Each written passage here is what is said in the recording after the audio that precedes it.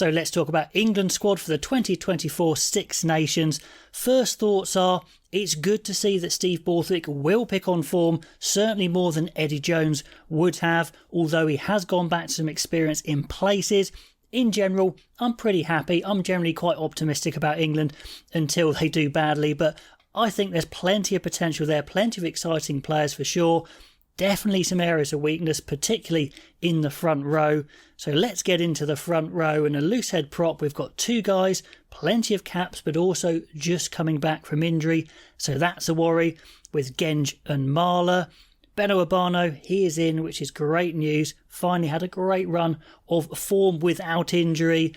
Interesting to see how much game time he will get. Very interesting to see who will start actually. How he'll go with Genge. Will he start Marler? Marler scrummaging in the World Cup was obviously excellent.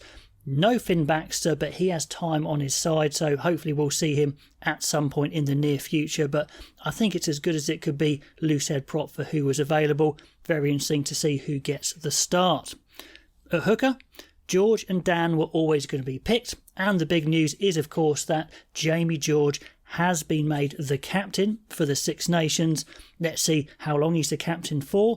Certainly kind of looking into the future, would he be the World Cup captain? I don't know, but he has signed a hybrid contract, the very first player to do that, to ensure he into the hookers, and Jamie George and Theo Dan were always going to be picked, and Jamie George has been made the captain. I think it's a decent choice. It's the choice that we all thought would happen, the most logical one. Is he going to be the captain all the way through to the next World Cup? I don't know about that. People saying in the comments his athletic ability isn't really the same as a Dan Sheehan or a Malvaca of France, and I think that's fair enough, but he's a sensible choice for now. Will certainly start, of course, and play the bulk of the games as he did in the World Cup, of course. And Jamie George is the first person to sign this hybrid contract with his club and England to ensure that he doesn't go abroad and play his club rugby in France. It sounds like Maro Itoje will be the second, and I guess that's the idea, to stop these players leaving. How much game time Theo Dan will get, I don't know, but he's the exciting one there for sure. And who is going to be the third? Well, I was hoping for maybe a Curtis Langdon or a Harry Thacker, but he's gone back to Cowan Dickey, who's got the experience. I'm not sure he's got the form of the other two. Not quite the player he was with his kind of muscle wastage problems after his injuries in his arm. So I don't know there, but plenty of experience to back up George, and I'm excited to see Dan. So that's something, although I definitely would have liked to see Langdon in there. Then on to our weakest position, tight head prop, and he has gone back to Dan Cole, and no disrespect to Dan Cole, because amazing that this veteran continues to be our best scrummaging option, but we've got to develop a big scrummaging tight head. He hasn't gone for any of the extra big boys of Erin Painter or Asefo Scott. Opoka Fajor is the one tight head I'm very excited about, but he's only 19, so fair enough he's not picked yet. Joe Hayes has got a big chance to prove if he is good enough. Jury's still out for me. Kind of same for Will Stewart, experience, but I'm not sure he's top level. So is Cole the starter? And I think that is, a damning indictment on our position at tight head prop, that the veteran continues to be the premier tight head. But anyway, an area where England are just going to have to be at least solid. Second row, the name that was missed out there was George Martin, but he is injured. Only slightly, apparently. Hopefully he can come back in at some point in the Six Nations. Nick Ezekwe takes his place, or it would have been Martin with the other three. Chesham is getting better and better, getting really good in the line-out, probably being trained up as the next line-out caller. And Alex Cole's more proof that Borthwick will pick on form. So great to see Alex Cole. Excited to see him play. Maro Itoje, the experienced player in there.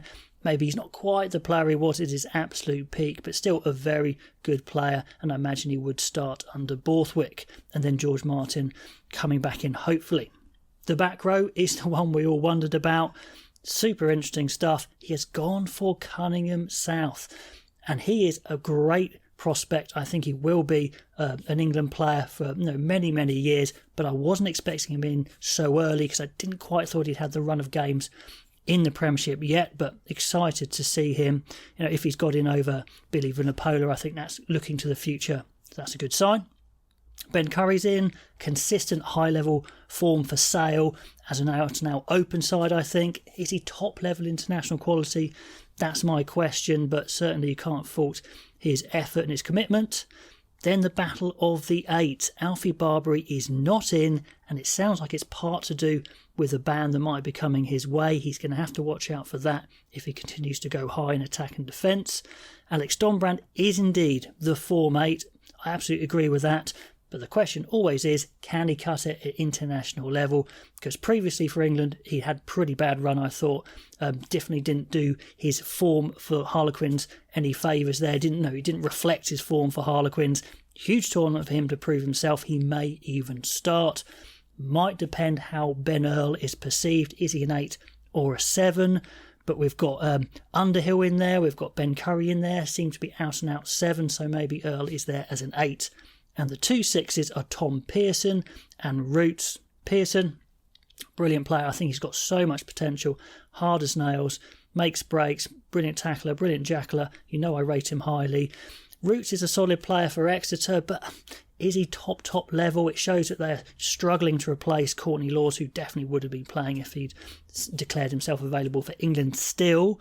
I mean, in context with Roots, he's a good player, but he's not as good as his flanker teammate Jacques Vermeulen, who himself wasn't team good enough for South Africa yet. So that kind of shows that maybe we're scrabbling around a bit for blindsides, although he's a solid performer for sure. Maybe Cunningham South to 6 as well.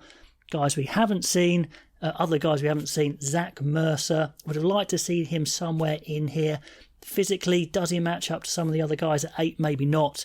Does he play 6? Maybe not. So I kind of understand why he's not in, although it's a bit of a shame. No Guy Pepper yet, but time on his side. He's surely one of the next 7s to come in. Then into the halfbacks, and I am very excited by the halfbacks. I think it's a really strong set of halfbacks. Kerr, Mitchell, Spencer. And yes, Borthwick is picking on form. Fantastic to see. Spencer has been one of the best scrum halves, if not the best scrum half for a number of years now in the Premiership. So should have gone to the World Cup. So glad he's in now. Mitchell's in the form of his life, getting better and better. So those two are absolutely top draw. And Kerr's still performing. Probably is the 3rd best 9 in the Premiership, although I thought they'd bring in a younger 9 if they've got Mitchell and Spencer there, like Quirk or Randall, but they didn't. So let me know if that's the way you'd go. But absolutely the 3 best 9s in the Premiership, I would say. And the fly halves, Ford, Marcus Smith and Finn Smith. Probably as it was always going to be, but great to see Finn Smith in there. If they get him capped, this is another player that Scotland can't get their hands on, which is good. And it is a theme, if by luck, I don't know if it's by design, in this selection. A lot of players that could have gone to other nations have not. Hopefully they get capped and finally have England turned that trend there of retaining players. But obviously, saying that, Owen Farrell has declared himself not available for England, but at least that lets Finn Smith get in and hopefully get capped. Who's going to be given the keys to be the main man? Is it going to be Marcus Smith? Is it going to be George Ford?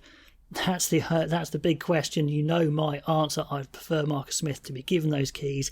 Has he done it completely for England yet? No, but I think his time is now. Fingers crossed there, but George Ford would be a great choice as well.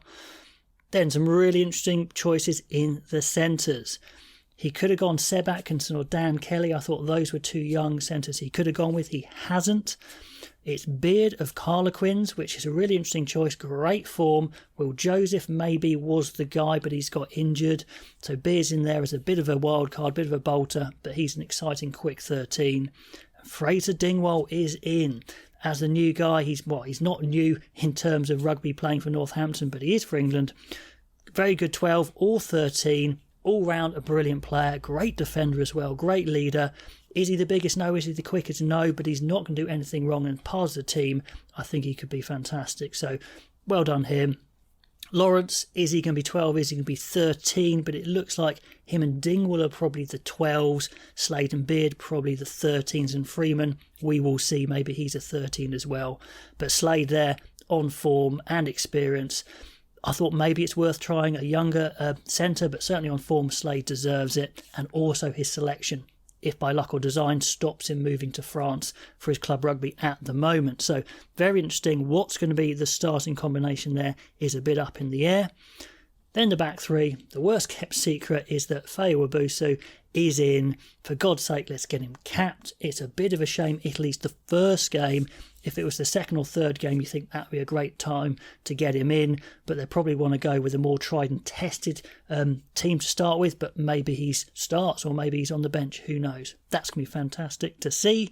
And George Furbank, undeniably the form 15 of the Premiership. We all remember his awful debut for England before, but he's a much better player now. Physically, skillfully experienced. Hopefully it goes well for him this time. Tom Roebuck has won the battle of the big men. Was it going to be Thokanasiga, Liner, Ollie Hassel-Collins? No, he's gone for Roebuck, and Roebuck probably has the best all-round game of the three. Is he the biggest or the quickest? I don't know. I don't know if any of them are, to be honest, but he has gone for that solid all-rounder of Roebuck, plus Scotland again would have been sniffing for him for sure. Interesting to see what way they went with a big winger. I always like the option of a big winger, and Feyi is plenty powerful as well. He works in and around the ruck amazingly as well as out wide. So definitely some excitement. Steward, we know, can have a great high ball game, kicking game, hit the line very hard. The thing I'm going to be watching for him is his one-on-one tackles. I think he needs to get a bit better there. If he keeps letting people through one-on-one, maybe his time as first choice 15 will stop. Then two utility backs. How are they going to be used? Daly and Freeman, both could be 13s, both could be 15s. I've got a feeling Freeman might be used more of a 14 actually. We will see. Daly all over the place, could be a 13, could be a 15. Many won't be happy with his inclusion, think his time has gone. Yeah, I'm not sure about that one either, especially because Freeman's a utility back as well, although Daly's long kicking we know can be helpful. So in general, I'm a sucker for being optimistic. I'm generally excited with most of these picks. A few I prefer around the other way, maybe Cam Dickey, not so sure. The whole front row is a little bit of a cross your fingers and hope, but if they can stay solid, I think there is some fireworks behind there. Plenty of solid skills as well. Really like the fact that Borthwick is picking on form as well. The likes of Spencer in there, Alex Coles. Some big misses, I think. Alfie Barbary would have been great, but probably he's going to be banned. But all in all, pretty happy. Let me know what you think below. Were they good calls? Who missed out? Who should have been in? If you like this sort of thing and want to follow me through the Six Nations, please subscribe. Please like. That would be amazing. And I'll catch you next time.